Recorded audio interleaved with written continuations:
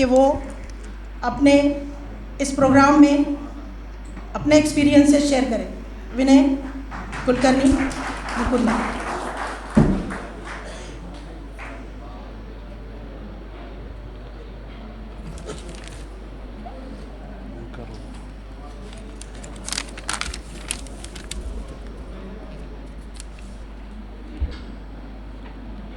कुठून सुरुवात करू हे आमच्या नॉन टीचिंगच्या लोकांनी आधी सांगावं, नाही तर मध्ये प्रॉम्प्टिंग करू नाही.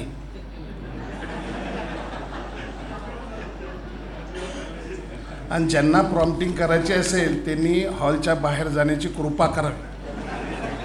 हे मी साहेबाकडनं परमिशन घेतलेली आहे. आजच्या कार्यक्रमाचे अध्यक्ष महाविद्यालयाचे प्राचार्य डॉक्टर मजार अहमद फारुकी सर, त्यानंतर आजचे सत्कारमूर्ती सेवानिवृत्त होणारे माझ्याबरोबर अब्बास सर, साखर खेरडा आणि मेहकर हे जवळजवळ असल्यामुळे आम्ही सहकारी आहोत. त्यानंतर महाविद्यालयाचे उपप्राचार्य Pathan sir, IC coordinator JD Shaikh sir, उपस्थित टीचिंग अँड नॉन टीचिंग आणि माझे काही इथं उपस्थित असलेले नातेवाईक यांचे मी स्वागत करतो. सर्वप्रथम मौलाना आझाद शिक्षण संस्थेचे स्थापक अध्यक्षीय स्वर्गीय डॉक्टर रफिक झकिरिया व स्वर्गीय पद्मश्री फातेमा रफिक झकिरिया यांना विनम्र अभिवादन करतो. त्यांच्या या दूरदृष्टीतून उभी राहिलेली ही संस्था केवळ शिक्षण देणारी नसून समाज घडवणारी सुद्धा आहे. औरंगाबाद शहराला डॉक्टर साहेबाचं एक विजन होतं, औरंगाबाद शहर हे चंदीगडसारखं बनावं. झालं नाही, ती गोष्ट दुसरी. सिडको हडको वसाहत आणून त्या काळात मंत्री म्हणून त्यांनी शहराच्या विकासाची दिशा दिली. ज्यांनी समाजासाठी स्वप्न पाहिले त्यांच्याच विचारांनी आमची वाट उजळली. तत्कालीन प्राचार्य डॉक्टर मजहर मोहिउद्दीन सर हे अत्यंत कडक शिस्तीप्रिय होते. त्यांच्याकडून मला प्रशासकीय कामकाजातील शिस्त, नियमबाह्यपणा ही जबाबदारी त्यांनी मोलाची धडे मिळविले. त्यानंतर प्राचार्य doctor Ahmad Zaheer sir, doctor Makhdoom Farooqui sir, doctor Ahmad Zaheer सरांनी मी ज्या खुर्चीवर आजपर्यंत बसलेलो आहोत ती खुर्ची डॉक्टर मकीन यांना दिलेली होती. पण त्यांचं मोठेपण एवढं होतं की मुकुंदा लॉंग पिरियडमध्ये सर्व्हिस करणार आहे तर त्याला ती खुर्ची द्यावी, त्यांच्यासाठी टाळ्या झाल्याच पाहिजे.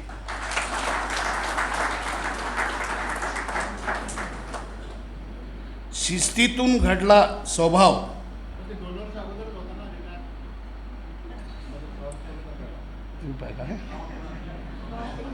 शिस्तीतून घडला स्वभाव, अनुभवाने दिली आत्मविश्वास. यानंतर ज्यांनी मला उभं केलं डॉक्टर MD जहागीरदार सर, त्यांनी मला या महाविद्यालयात नोकरीची संधी मिळवून दिली. ते गणिताचे प्राध्यापक होते. त्यांच्या मार्गदर्शनामुळे मला शिस्त, प्रामाणिकपणा आणि जीवनमूल्ये शिकायला मिळाली. मामाच्या मार्गदर्शनाला लाभत म्हणून जीवनात गणित समजून घेतलं तर खरं. सन 1992 महाविद्यालयात कर्तृत्व बजावत असताना अनेक समस्या व अडचणींना सामोरे जावे लागले. मात्र त्या प्रत्येक टप्प्यावर महाविद्यालयातील वरिष्ठ व कनिष्ठ सहकाऱ्यांनी दिलेली साथ माझ्यासाठी मोठे बळ ठरली. माझ्या सेवाकार्याची सुरुवात प्रयोगशाळा परिचर म्हणून भूगर्भशास्त्री विभागामध्ये doctor P S Kulkarni, head of department doctor P S Kulkarni, Shri A R Khan व प्रयोगशाळा सहाय्यक शेख रफीक यांच्याकडून मला नेहमीच मार्गदर्शन मिळाले. लहान पदावरून सुरू झाला प्रवास, कामातूनच मिळाला जीवनाचा अभ्यास. मझहर मोहिउद्दीन सर हे ज्या दिवशी रिटायर होत होते त्यावेळेस त्याच्या 1 महिना आधी नेहरी सर म्हणून आपल्याकडे होते हेड क्लर्क. त्यांनी आता ते रिटायर झाल्यानंतर त्यांची जागा कोण घेईल, तर त्यांची जागा मिस्टर सनत अली सरांनी घेतली. सनत अली सर हे टायपिस्ट म्हणूनच ओळखले जात होते. मग सनत अली साहेबाच्या जागी टायपिंग कोण करल, तर सनत साहेबाचं मोठेपण एवढं होतं की मझहर साहेबाला सांगून मुकुंदा कुलकर्णी 30-40 मराठी 30-40 इंग्लिश हे माझं झालेलं आहे, तर त्यांनी मला ती खुर्ची दिली. यानंतर मला कार्यालयातील टंकणे विभागात काम करण्याची संधी मिळाली. याच काळात मी शिक्षकेतर संघटनेशी जोडून गेलो आणि पुढे राष्ट्रीय स्तरावर संघटनेचा सदस्य म्हणून निवड झाली. हा माझ्यासाठी अभिमानाचा क्षण होता. नोकरीला लागले तेव्हा मी अविवाहित होतो. सन 1994 माझे लग्न झाले. मला 2 अपत्य आहेत. त्यांचे शिक्षण पूर्ण केले. आज मला एक मुलगा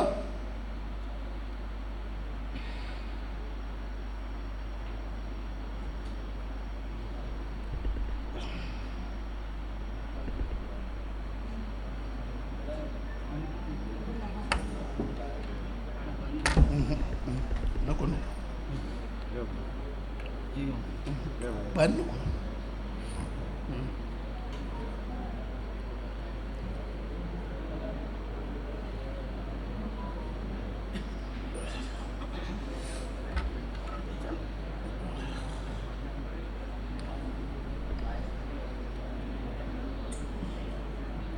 मी माझ्या मुलांना सर्व प्राध्यापकांची साथ, प्राचार्यांची साथ ही लाभली. मी माझ्या मुलांना मौलाना आझाद कॉलेज येथे 11वी-12वी हे शिक्षण दिलं. मुलीला MSc MLibसुद्धा करतोय. MSc जनरल केमिस्ट्री केलेलं आहे. आणि माझ्या मुलाला माझ्या परीनं सर्व नॉन टीचिंग करता मी हे सांगू शकतो अभिमानाने, आपल्या मुलांना उत्कृष्ट शिक्षण द्या.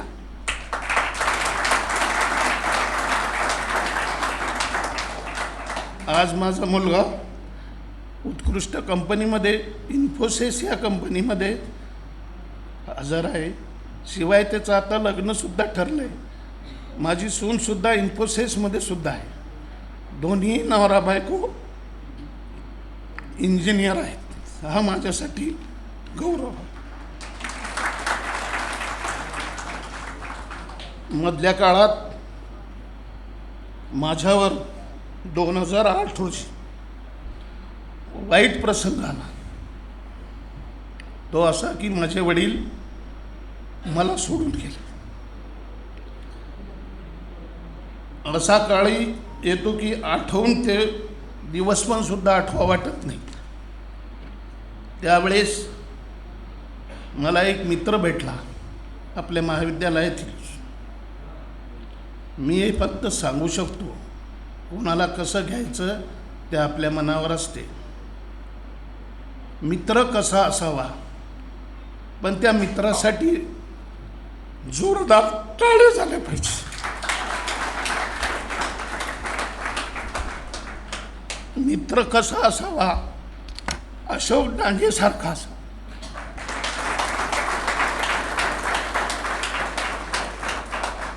त्याचं कारण असं आहे की वडील गेल्यानंतर कुठल्याही नातेवाईकांनी म्हणा, मित्रांनी म्हणा, मित्रांनी तर साथ दिलीच आहे, त्यामध्ये जर नावं सांगत बसलो तर आपल्याला संध्याकाळ होऊन जाईल इथेच आणि अब्बास सरांचं जेवण इथंच राहील. त्याच्याकरता नावं किती लोकांचे घ्यायचे, हे सर्वांचीच मी नावं घेतलेत. असं काही करू वाटून घेऊ नका. आणि मित्र कसा असावा हा तर हे सांगितलं, पण मित्र कसे असावे, आझाद कॉलेजमधील नॉन टीचिंग आणि टीचिंग लोकांसारखे असावे हे मी सांगितलं.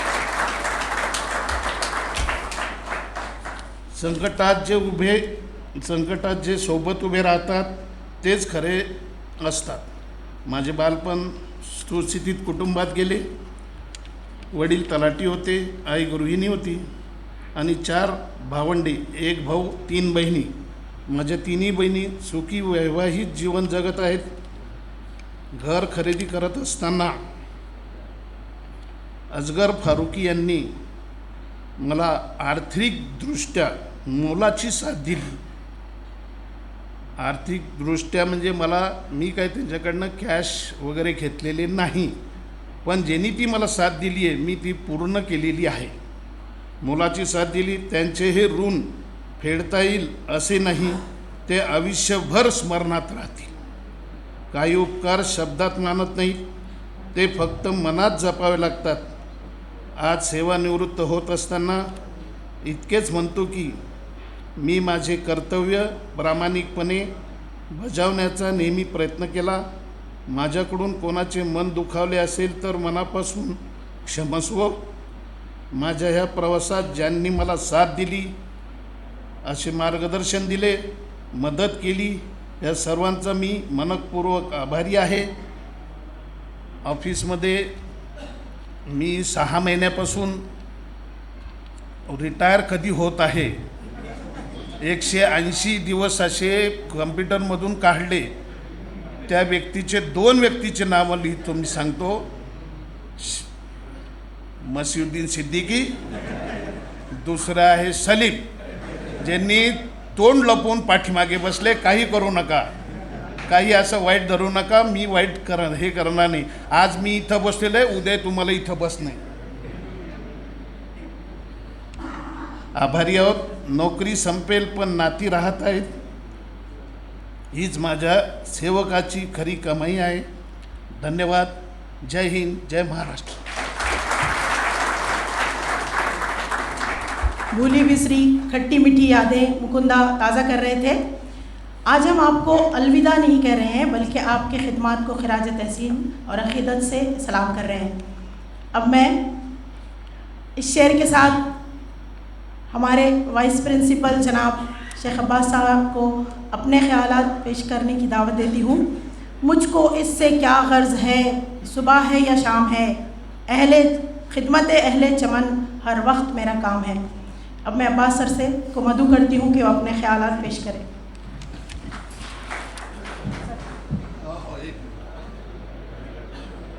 मी माझ्या मुलाच्या लग्नाचं सगळ्यांना आमंत्रण देत आहे. नागपूर येथे इटारनिया फंक्शन हॉल, त्रिमूर्तीनगर, नागपूर येथे 13-14 मार्च रोजी लग्नाचं आमंत्रण देत आहे. सगळ्यांनी हजर राहण्याची कृपा करावी.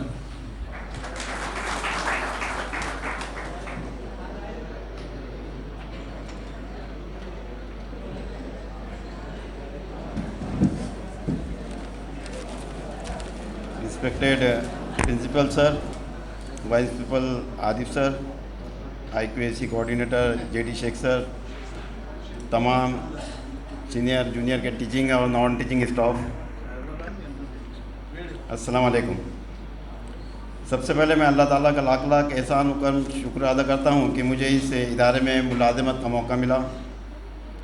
इस कॉलेज के बानी डॉक्टर रफ़ीक ज़किया साहब, मैडम फ़ातिमा ज़किया साहबा, इनके लिए अल्लाह ताला की बारगाह में दुआ गो हूँ कि अल्लाह ताला उन्हें जन्नतुल फिरदौस में आला दर्जा मुकाम अता फरमाएँ. जिन्होंने ऐसा इदारा कायम किया जिससे आज हम जैसे तलबा को तालीम हासिल करने का मौका मिल रहा है। मेरे वालिदैन के लिए भी दुआ गो हूँ कि उन्होंने मुझे तालीम दिलाई।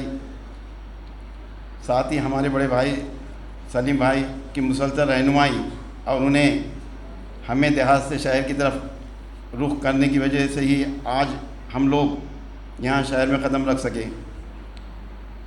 वालिदा के इंतकाल के बाद बहन भाइयों ने भी हमें बहुत तवज्जो दी और हमारी रहनुमाई की। मेरा वतन साकरकला जो बुल्ढाना ज़िला में है, मेरे वालिद मोहतरम एक उस्ताद थे जिनका मैं भी स्टूडेंट हूँ। मेरी इब्तदाई तालीम उर्दू मीडियम से 7वीं तक उसी देहात में हुई। बाद में मराठी मीडियम से ACS हाई स्कूल में तालीम हासिल किए। हमारे जो स्कूल के टीचर थे अमजद जनाब, गुलाम रसूल जनाब वगैरह थे। 10th में जब मराठी मीडियम से तालीम हासिल किए तो कुलकर्णी सर, देशपांडे सर, माही सर वगैरह ये हमारे टीचर्स रहे। 1983 में इस कॉलेज में एडमिशन लिए, हॉस्टल में रहे। सखावत सर वगैरह भी हमारे साथ थे, सेल्फ कुकिंग वगैरह भी की हमने।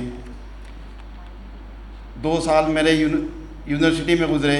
B.Ed भी मैंने इसी कॉलेज से किया, लेकिन MSc के दौरान भी यही यहाँ हॉस्टल के पास जो डोम है वहीं डोम में मैं पढ़ाई वगैरह करता था। BSc के दौरान हमें जो टीचर्स मिले वो बासी साहब, Hafeez sir, Abbani sir, Badshah sir, Yasmeen madam, Pathan sir वगैरह और जागीरदार साहब वगैरह, इन लोगों की हमें रहनुमाई रही। इब्तिदा में आकोला में मुझे 2-3 महीने के लिए अपॉइंटमेंट मिला। उसके बाद 19 अगस्त 1991 में मेरा तखर्रुज इस इदारे में हुआ। डॉक्टर मज़हर मुहिउद्दीन साहब ये हमारे पहले प्रिंसिपल रहे। उनके साथ हमें काम करने का मौका मिला। सर्व शिक्षा अभियान में हमेशा वो मुझे साथ में रखते थे। उसके बाद अहमद ज़हीर साहब आए और उनके साथ भी काम करने का मौका मिला। उन्होंने मुझे NSS की इंचार्जशिप दी। तीसरे principal doctor Makhdoom Farooqui sir रहे। उन्होंने मुझे मानू के कोऑर्डिनेटर बनाए। तकरीबन 13 साल तक मानू के कोऑर्डिनेटर की हैसियत से मैंने काम किया। मखदूम सर प्रिंसिपल ही नहीं बल्कि हमारे सुख दुख में भी साथ रहे। उसके बाद रज़ौल्ला सर के साथ काम करने का मौका मिला। कोऑर्डिनेटर मानू को उन्होंने मुझे कंटिन्यू कराए और कुछ ज़िम्मेदारियां भी थी। इसके बाद डॉक्टर अहमद फारूकी साहब ने मुझे मुकम्मल जूनियर कॉलेज की ज़िम्मेदारी दी और उनका रात दिन का साथ रहा। एक भाई की तरह मुझे हमेशा रहनुमाई करते रहे। अल्हम्दुलिल्लाह उन्होंने जिस एतमाद के साथ मुझ पर ज़िम्मेदारी थी मैंने उसे बखूबी निभाने की कोशिश की। सर के साथ काम करने में बहुत कुछ सीखने को मिला। काम का नियोजन, डिसिप्लिन, इस तरह उनसे मैंने सीखा। 1983 से 2026 तक तकरीबन 43 साल का मेरा यह सफ़र रहा इस कॉलेज में। सिर्फ मेरे यूनिवर्सिटी के 2 साल यूनिवर्सिटी में गुजरे। 35.5 साल इस इदारे में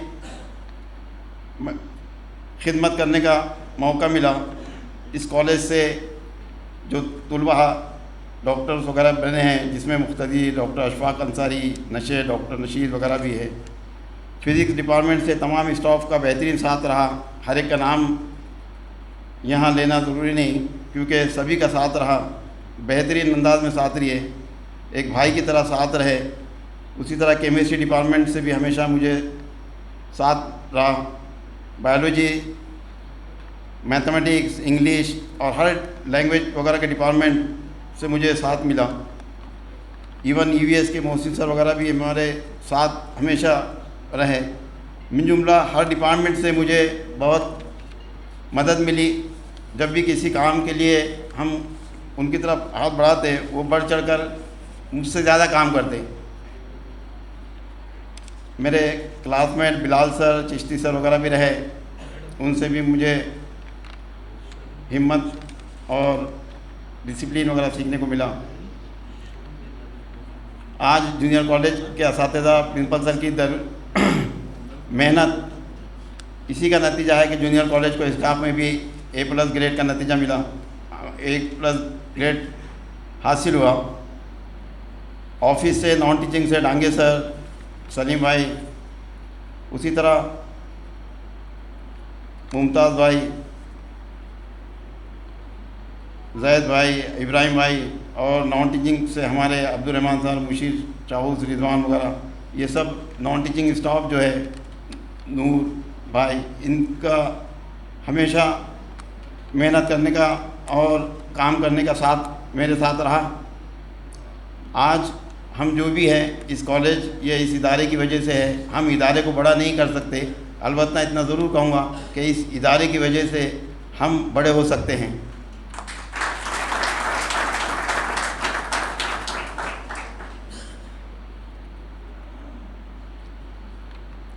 इस इदारे ने हमें बहुत कुछ दिया। मैं पूरी तरह उसका हक़ अदा नहीं कर सका।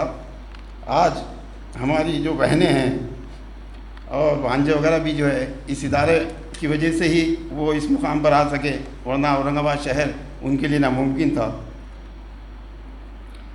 मैं आप सब लोगों से यही गुजारिश करता हूँ कि वो अपने इत्तेफाक और इत्तेहाद से रहकर इस इदारे के लिए काम करते रहे, इस इदारे को ऊंचे से ऊंचे मुकाम पर ले जाने की कोशिश करें।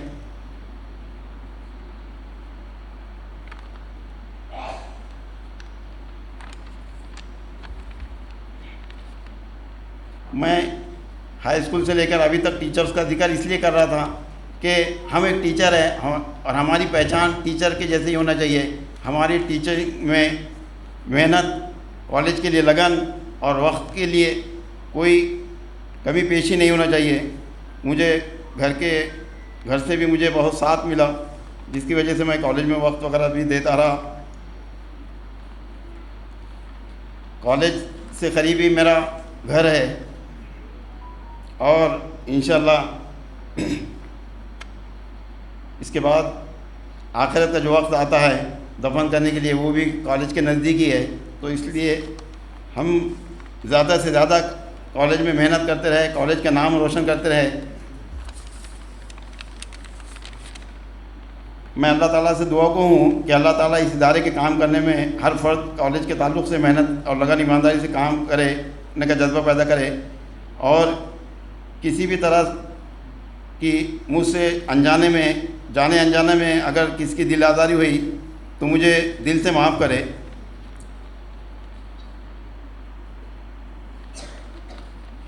आखिर में मैं प्रिंसिपल सर, तमाम स्टाफ, चेयरमैन फरोज जमाल साहब और आप तमाम का मशकूर व ममनून हूँ कि आप लोगों ने मुझे इतने खुलूस और इतने मोहब्बत के साथ आपने इतने खुलूस और मोहब्बत के साथ मेरे लिए कुछ जुमले भी कहें। मेरे लिए आप हमेशा दिल में रहेंगे और मैं उम्मीद करता हूँ कि मैं भी आपके दिलों में रहूँगा। इसके बाद आप तमाम से गुजारिश है कि आज जो इफ्तार और ताम का इंतज़ाम रखा गया है, आप तमाम उसमें शिरकत फरमाएँ। जज़ाकल्लाह। इफ्तार और ताम का इंतज़ाम कॉलेज की मस्जिद में ही है। आप तमाम से शिरकत की गुजारिश है। ज़रूर सर, आप बुलाए जाने वाले हैं ही नहीं, आपकी शख्सियत ही ऐसी है कि आपको बुलाया नहीं जा सकता है। तुमसे इल्म की जीनत वक़ार ज़िंदगी तुम ही हो रौनक़ कॉलेज जमाल आगही तुम हो। तुम ही से जलवा रेज़ी है चमन के ज़र्रे ज़र्रे की, चिराग़ इल्म व हिकमत की सरासर रोशनी तुम हो। है तुमसे ही वक़ार इल्म व हिकमत की रानाई कि इस माहौल में ज़ौक़ इल्म की अमल की ताज़गी तुम हो। रहो ज़िया बार तुम तालीम के उजालों से, बहार इल्म तुम रहमत खुदाए पाक तुम हो। मैं जनाब हरदिल अज़ीज़ प्रिंसिपल साहब मज़हर अहमद फ़ारूक़ी साहब से दरख्वास्त करती हूँ कि इस तक़रीब को अपने इल्म की रोशनी से मुनव्वर करें।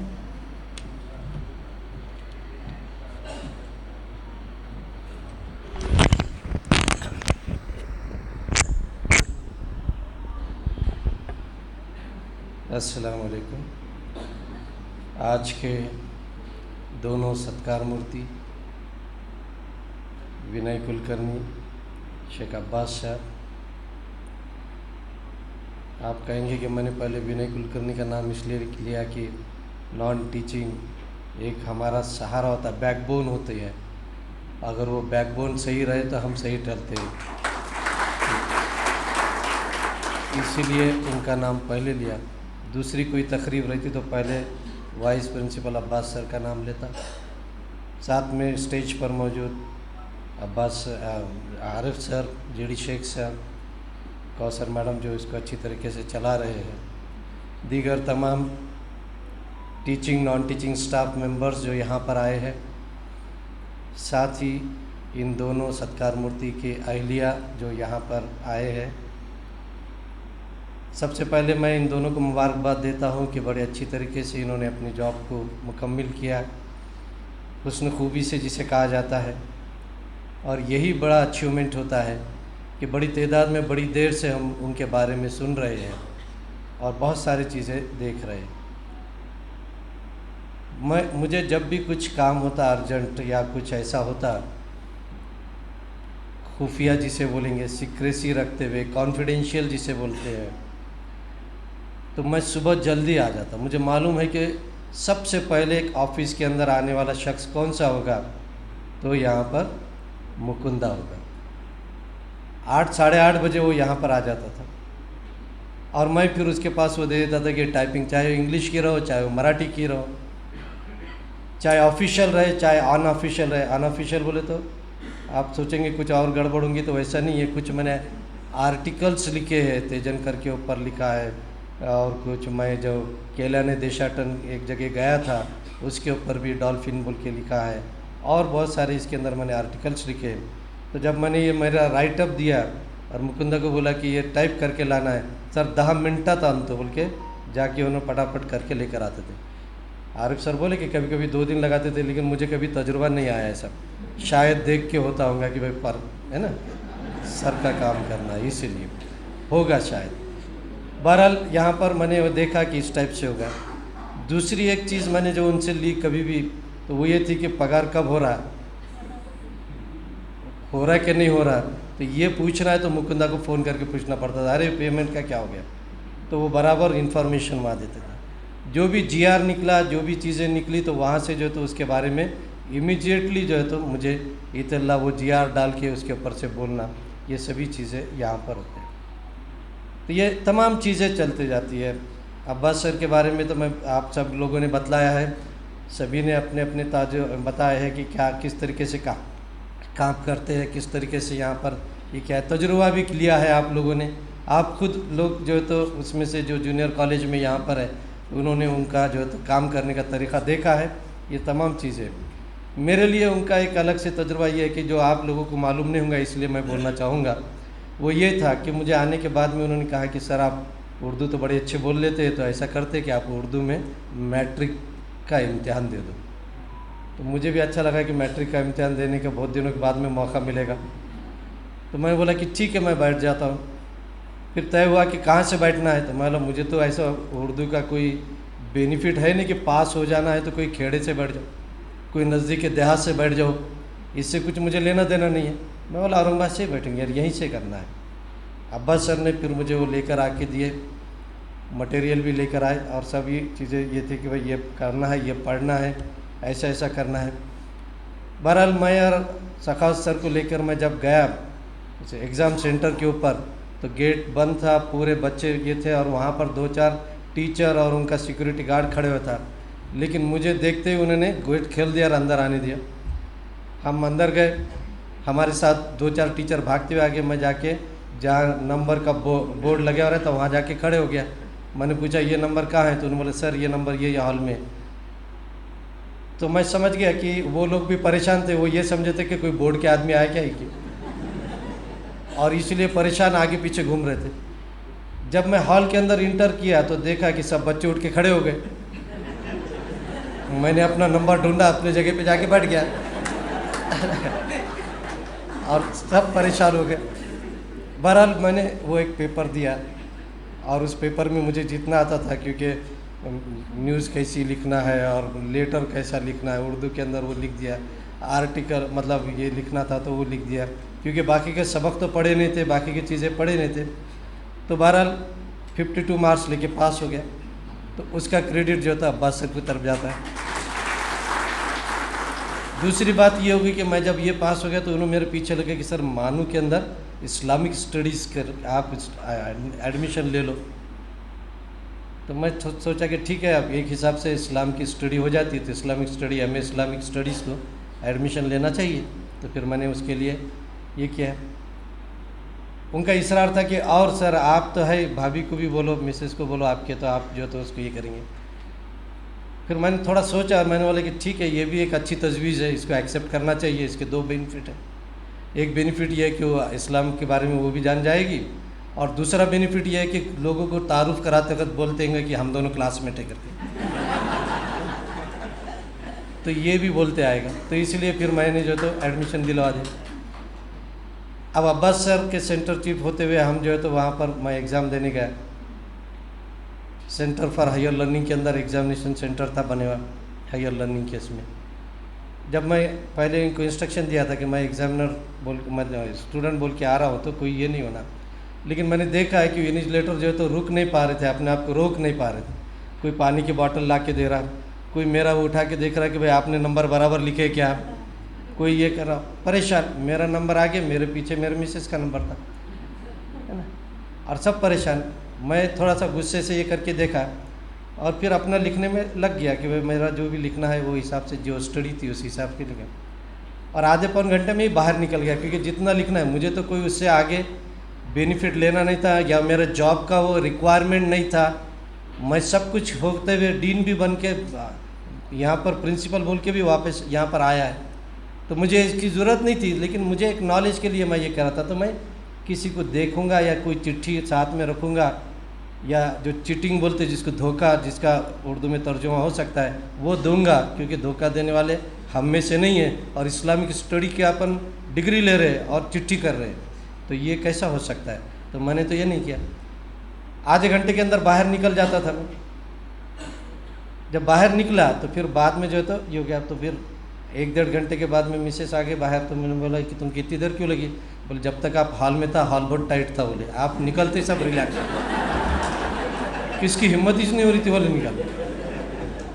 मैंने दूसरे दिन अब्बास सर को बोला कि देखिए ऐसा इन्विजिलेटर ने मेरे पास आना नहीं, किसी ने मेरे तरफ देखना नहीं। मैं कमाल ये होती थी कि मैं यहाँ लिख रहा, दूसरे दिन भी देखा, सामने के हॉल में का भी इन्विजिलेटर मेरे को देख रहा कि सर को क्या लग रहा है, अरे बाबा मेरे को क्यों देख रही है ना, तो मुश्किल हो जाती थी। तो फिर मैंने सोचा कि ये 2 ही पेपर बस हो गया, अब मैं पेपर नहीं देता। मैंने फिर वो 8 पेपर जो थे, 4 फर्स्ट सेमेस्टर के और 4 इसके, तो उसमें से ये 2 ही पेपर दिया, दोनों में पास हो गया। लेकिन बाद में मैंने वो कोर्स छोड़ दिया, क्योंकि मुझे ये चीज़ गिरा गुजरी या फिर ठीक नहीं लगी कि मुझे इस टाइप से स्पेशल ट्रीटमेंट दिया जा रहा। अब्बास सर का फिर फोर्स था कि आप ऐसा करेंगे कि अपन जालना सेंटर ले लेंगे ताकि आप जालना, मगर 4 दिन जालना जाना और फिर वापस आना, तो जाने आने में रोज़ाना का वो तकलीफ़ और वो बर्दाश्त करने का फिर मैंने अवॉइड किया, और वो कोर्स मेरा अधूरा छूट गया। तो अब्बास सर ने इस तरीके से उस पीरियड के अंदर मेरा जो है तो ये दोनों कोर्सेज़ के लिए मदद की। यानी बहुत सारी चीज़ें, बाकी के तो एडमिनिस्ट्रेशन का ये बाकी का छोड़ देता हूँ मैं, क्योंकि आप लोगों का उसके अंदर खुद जो है तो फ़ायदा हुआ है, आप लोग जानते हैं, बहुत सारी चीज़ें ये करते हैं। बहुत सारी गलतफहमियाँ जो है तो फैलाई भी गई है, उनके ताल्लुक से भी, सामने बैठे हुए सखावत सर के ताल्लुक से भी, कि ये बहुत सारी चीज़ें रहती। प्रिंसिपल के ताल्लुक से तो भयकाए मतलब ऐसे बहुत सारी चीज़ें फैलाई जाती रहती है। प्रिंसिपल का तो छोड़ दीजिए, जो भी प्रिंसिपल बनता है तो उसके बारे में यही बोला जाता है, जो टीचर्स बाकी बैठे रहते हैं उनको कुछ समझता नहीं, उन्होंने इनकी सुन के चलाते, अपना दिमाग लगाते ही नहीं, दिमागी से नहीं है, बहुत सारे इनको क्या आता इस टाइप के जो है तो ये जब वो बनता तो उसको भी दूसरे ऐसे ही बोलते रहते। तो ये कॉमन चीज़ है, इसके अंदर कोई चीज़ें ये नहीं है। लेकिन ये दोनों के बारे में भी ये, एक साहब मेरे पास आए और मुझे ये कहने लगे कि सर ये सखा सर के 56 रिलेटिव्स अपने कॉलेज में लग गए 56। मतलब how influential that man is. मुझे तो इनके आगे पीछे घूमना चाहिए, क्योंकि ये रहे तो मैं रहूँगा आगे। ज़करिया साहब थे हमारे अध्यक्ष, उसके बाद में मैडम आए, उसके बाद में सोहेल नाथानी साहब आए, अभी फरज जमाल साहब आए। इन 4 अध्यक्ष को झुकाने वाला आदमी कितना बड़ा होगा कि 75 में से 56 इनके हैं। Can you believe? हो सकता है, लेकिन लोग बोले तो मैं भी सुन लिया, मैं तो शशदर रह गया। मुझे तो लगा कि बाबा इनको कभी नाराज नहीं करना है ये दोनों जोड़ी। अभी भी बोलते बोलते बोलने वाले वही बोल रहे थे कि रिश्तेदार है, ये है वो है, तो मुझे यही लगा कि एक आधा बोलता क्या है कि 56 यहाँ पर भी है। ये रूमर्स, जब मैंने उनको पूछा कि नाम गिना के बताओ कि कौन है और क्या रिलेशन है बताओ, और अगर है भी तो क्या बुरा है ये भी बताओ। क्या किसी के कोई रिश्तेदार यहाँ नहीं है? क्या किसी की बेटा नहीं है यहाँ, किसी की बेटी नहीं है यहाँ, किसी का भाई नहीं है यहाँ, किसी की बीवी नहीं है यहाँ? बताओ यहाँ पर कौन नहीं है? जिसने भी इस इदारे के साथ ईमानदारी से काम किया है उसको रिवार्ड मिलेगा या नहीं मिलेगा? क्या दुश्मनों को मिलेगा? ये चीजें बड़ी रूमर्स की, बड़ी इसकी होती है। फिरोज पठान साहब जब बोल रहे थे तो मेरे को थोड़ा सा अलग लगा, मतलब मैं बाहर का है क्या? उन्होंने गिनाए कि बाहर के लोग आ गए और सीनियरिटी में गिनाए कि यहाँ के कौन कौन है। ताज्जुब हुआ Firoz Pathan sir. It was very surprising to me कि पहले शकील साहब, फिर ये साहब, फिर ये साहब, फिर ये साहब। जूनियर का है। आपको ये चीज़ मालूम होना चाहिए कि आपका अपॉइंटमेंट संस्था में होता है, आपका अपॉइंटमेंट कॉलेज में नहीं होता है। आप में से आज यहाँ पर है, हो सकता है जून में मैं 2-4 को यहाँ से उधर भेज दूँ। सीनियरिटी संस्था में काउंट होती है, सीनियरिटी इंडिविजुअल काउंट नहीं होती है। इसलिए कोई अगर नौखंडा से यहाँ आया होगा तो संस्था एक है, सीनियरिटी वहाँ पर काउंट होंगी। मुझे लगा कि मैं सबसे लेट आया यहाँ पर प्राचार्य में, आज़ाद में सबसे छोटा है क्या जूनियर? ऐसा नहीं है, गलत फहमी का शिकार नहीं होना है। ऐसे रूमर्स आगे फैलते हैं, उसको आगे बढ़ाया जाता है कि सीनियरिटी इस बेसिस पे। सीनियरिटी ऐसी नहीं होती है। कहीं पर भी जाके देखो, आपके ऑर्डर के ऊपर भी प्रिंसिपल के साथ साथ संस्था अध्यक्ष का जो है तो वहाँ पर साइन होती है। अब्बास सर ने पूरी चीज़ें ठहराव बना के लिए। तो इसीलिए किसी ने यह गलत फहमी में नहीं रहना चाहिए कि सीनियरिटी बोले तो खाली आज़ाद कॉलेज की नहीं है। आप जब 12 साल का क्लेम करते हैं जूनियर के अंदर, जब 24 साल का क्लेम करते हैं तो आपको पूरी सीनियरिटी लिस्ट संस्था की देना पड़ती है, इंडिविजुअल कॉलेज की नहीं है। और ये गलत है तो फिर पूछ लीजिए या देख लीजिए जाके बाद में मुझसे ये करना है। तो ऐसे बहुत सारे गलत फहमियाँ निकलती, बहुत सारी गलत फहमी। बहरहाल छोड़ दीजिए, बहुत सारी चीज़ें हैं गलत फहमियों में। इंटेलेक्चुअल जब तबका मुलविस हो जाता है तो तब मुझे बड़ा ताज्जुब होता है कि इन्होंने पढ़ा लिखा है क्या नहीं है, इसकी कभी एनालिसिस कर पाता है या नहीं कर पाता है, कभी इसकी क्रिटिकल थिंकिंग डेवलप हुई है या नहीं हुई है। यानी ये फिर अगर खुद ही नहीं कर पा रहा है, ये बच्चों को क्या पढ़ाता होगा, फिर किस तरीके से क्रिटिकल थिंकिंग बताता होगा। कोई भी किसको पकड़ लेता है, हम आपके खैर ख्वाह हैं, और उसको गलत कुछ तो भी बता देते हैं कि अरे तुम्हारा ऐसा हो रहा, फला का ऐसा हो रहा, पकड़ पकड़ के सुनाते। वो भी बेचारे परेशान होते हैं, ऐसा कैसा हो, ऐसा कैसा हो,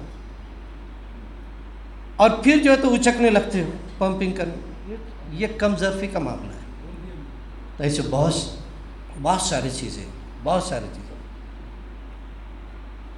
आप में से उन टीचर पे भी मुझे कभी कभी ताज्जुब होता है जो हसद के मारे जो है तो कुछ काम करते रहते, कुछ लेना देना नहीं रहता किसी से, लेकिन इसका बिल निकला क्या, उसका बिल लगा क्या, उसका ये हुआ क्या, अननेसेसरी। हासिदीन की हसद से बचाने का तरीक़ा जो है तो इस्लाम ने सिखाया है। अपने पास एक सूरा ख़ास नाजिल किया है, क्योंकि हमको मालूम है कि हम ही यहाँ पर जो तो हसद करने वाले, हेवा मसर दोस्त जो भी है। बहरहाल मैं ये दोनों को मुबारकबाद देता हूँ कि ये रिटायर हो रहे। मैं ही एक ऐसा अभागा है कि मेरे रिटायरमेंट की डेट ही फिक्स नहीं है। कोई कहते थे कि आज रिटायर हो रहा, क्या है कि मगर ये फंक्शन में तो कुछ हो रहा ही नहीं, नाम भी नहीं है। कोई सोचता कि नहीं और आगे आएगा, कोई बोलता कि और आगे आएगा, कोई बड़ा 65 में जाता क्या है। फिर हेवा मत्सर द्वेष सब चलता है कि नहीं, सब चीज़ें चलती हैं। मेरे दोस्त ने एक कहानी मुझे बताई। एक मतलब बड़ा जेल रहता है, उसमें अंधार कोठड़ा रहते हैं। इसे अंधार कोठड़ी मालूम है ना? क्या अंधार कोठड़ी यानी अंधेरा पूरा, कोई बाहर का यानी आसमान तक नजर नहीं आता। अंधार कोठड़ा है, उसके अंदर कुछ लोग जो है तो सजा भुगतते रहते, और उसके अंदर कंपार्टमेंट अलग अलग, हर एक को एक एक अंधार कोठड़ी थी। एक अंधार कोठड़ी ऐसी रही थी जिसमें से थोड़ी चमक ऐसी दिखने लगी। तो दूसरे सब लोग पूछते कि यार ये तेरे इसके अंदर ऐसा चमक कैसी दिखती है? तो वो बोलता कि मैं थोड़ा स्पेशल हूँ, मुझे स्पेशल अंधार कोठड़ी दी। क्यों बोले? तो बोले मुझे वहाँ से सूरज दिखता है। तो बाकी के सब लोग ये हो जाते कि इसको सूरज दिख रहा, अपने को तो ना सूरज दिख रहा ना आसमान दिख रहा, अंधार कोठड़ी के अंदर पड़े हुए कितना ये जो है तो ये है। और फिर हसद, जलन, मत्सर, द्वेष, पूरा इसके बारे में ये था कि ये कब मरता कि और वो कोठड़ी हमको मिलती। सब दुआओं में लगते, साजिशों में लग जाते हैं, सब इसके अंदर लगते, इन्हें जाना चाहिए। इत्तेफाक से क्या होता है, वो बीमार पड़ जाता है, उसको लेके जाते हैं आईसीयू में वगैरह। बाकी के सब लोग खुश हो जाते कि अभी इन्हें गया, अब वो चीज़ अपने को मिलने वाली है। साजिशों को जोर आता है, भाग दौड़ किस तरीके से करना है, जेलर को मनाना है, वो कोठड़ी अपने को मिलना, सूरज दिखता है उसमें, बहुत सारे होते हैं। 2-4 दिन के बाद में वो अच्छा होके वापस आ जाता, सब केस के पर पानी फिर जाता, सब परेशान हो जाते, ये काय को आ गया कि साला होने वापस आ गया। एक दिन ऐसा होता है बोले कि सही में वो मर जाता।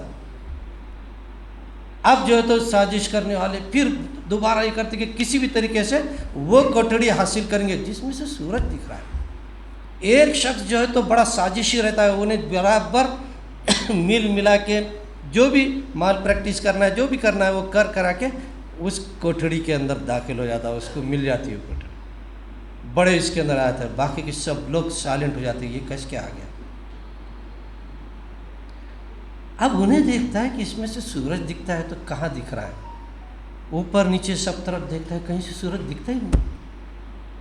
उसके समझ में आता है कि पहले वाले ने बेवकूफ़ बनाया था, यहाँ कोई सूरज बीरज कुछ नहीं दिखता उन्हें,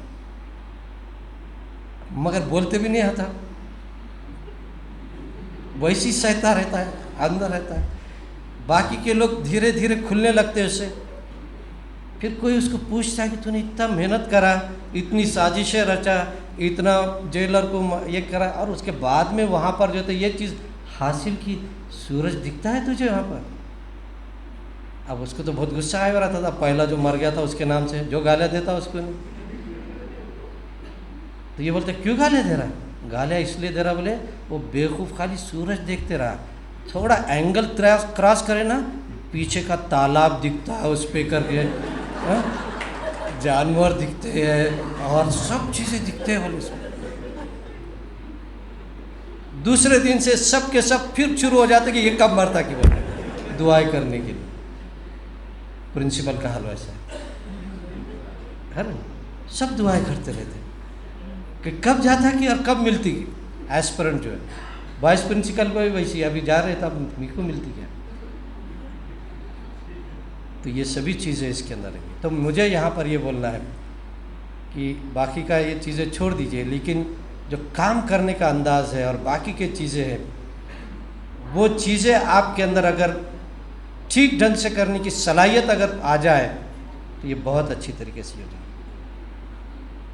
तो यहाँ पर मैं आज के इसके अंदर दोनों को भी, विनय कुलकर्णी को भी और अब्बास सर को भी मुबारकबाद देता हूँ। बड़े अच्छे ढंग से उन्होंने यहाँ पर बासलाहियत तौर पर अपने पूरे हुनर का इस्तेमाल करते हुए बड़े अच्छे तौर पर जो तो काम किया है, जिससे बहुत फ़ायदा जो तो इदारे को पहुँचा है।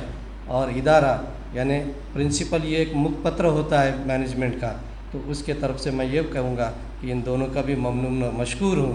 और आगे मैं ये कहना चाहूँगा कि ये ज़िम्मेदारी जो है तो सीनियरिटी के हिसाब से, वो सीनियरिटी नहीं जो अभी काउंट कराई गई, वो सीनियरिटी जो संस्था की तरफ से थी, तो मैं डॉक्टर सिद्धार्थ पाखरे को मुबारकबाद दूंगा कि उनका जो वाइस प्रिंसिपल ये किया गया। और दूसरे एक साथी जो नौखंडा से यहाँ आए हैं वो है Kausar, Shahjahan Kausar madam. She is most powerful ladies समझो यहाँ पर, और बहुत अच्छे तरीके से काम करती है, जिनका काम करने का ढंग मैं पहले से जानता हूँ। हम जो तो 94 से तकरीबन साथ में काम करे थे, वो भी बाहर के नहीं हैं, कहीं ये कंसिडर नहीं करना कि they are not from this college, तो ये यहाँ पर जो तो अपना अंजाम देंगे बहुत अच्छी तरीके से। और थर्ड जो यहाँ पर सुपरवाइज़र की जो जिम्मेदारी के लिए है वो है शकील सर, जो ओरिजिनल जाते हैं। ये तीनों की जो तो मैं मुबारकबाद देता हूँ, और उनको ये भी कहता हूँ कि वो अपना लेटर भी जो फरज जमाल साहब की तरफ से मंजूर शुदा है वो यहाँ से आकर हासिल भी कर ले। पहला किसका है? पाखरे सर।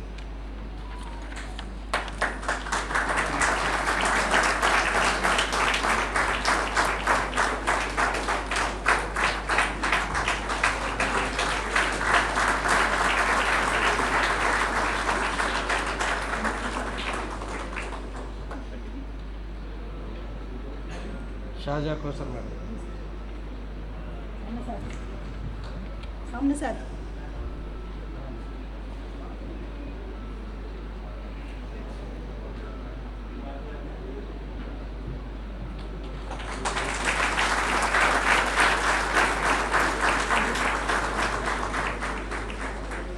शकील सर।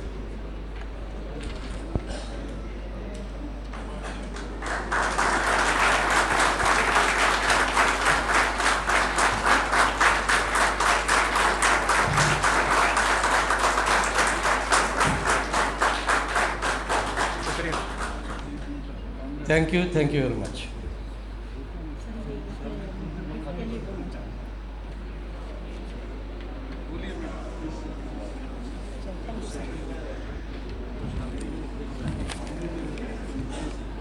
ये थे हमारे हरदिल अजीज़ प्रिंसिपल सर। यहाँ पर मुकुंदा की तरफ से प्रिंसिपल सर और अब्बास सर की खिदमत में कुछ नजराने अक़ीदत वो पेश करना चाहते हैं, तो मैं उनसे गुजारिश करती हूँ कि वो पहले प्रिंसिपल सर के खिदमत में अपने नजराने अक़ीदत पेश करें।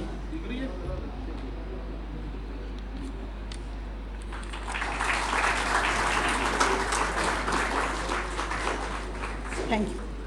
अब वो अब्बास सर को अपनी जानिब से नजराना अक़ीदत पेश करना चाहते हैं। उनसे गुजारिश है कि वो अब्बास सर को नजराना अक़ीदत पेश करें।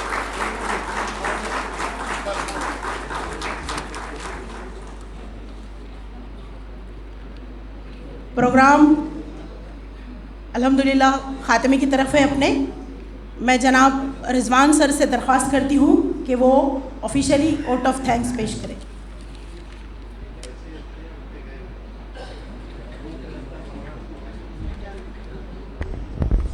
Respected Principal, Vice Principal, Supervisor, IQSC Coordinator and dear friends, on behalf of the college fraternity, I thank you all for making this farewell program memorable. We extend our deepest gratitude to our beloved Vice Principal Abbas sir and Kulkarni sir. Thank you for your years of dedicated service. My sincere thanks to our respected principal, the teaching, non-teaching staff and the organizing team for making this event a grand success. Thank you all. एक 2 minute का इंतज़ार कीजिए। Non teaching staff की तरफ से मुकुंदा को कुछ नजराना अक़ीदत पेश करना चाहते हैं वो लोग, जनाब प्रिंसिपल सर के दस्ते मुबारक से। आइए इधर से।